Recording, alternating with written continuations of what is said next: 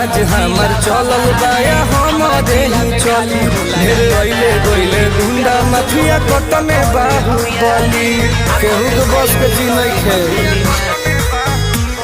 इह राज हमर चलल बाया हमरे ही चली ढेर अइले गइले गुंडा माफिया कटने बाहुबली मार के गोली बन कदम बोली हरदम ना सुता दे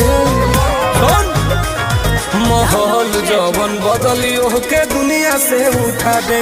माहौल जवन बदली के दुनिया से उठा दे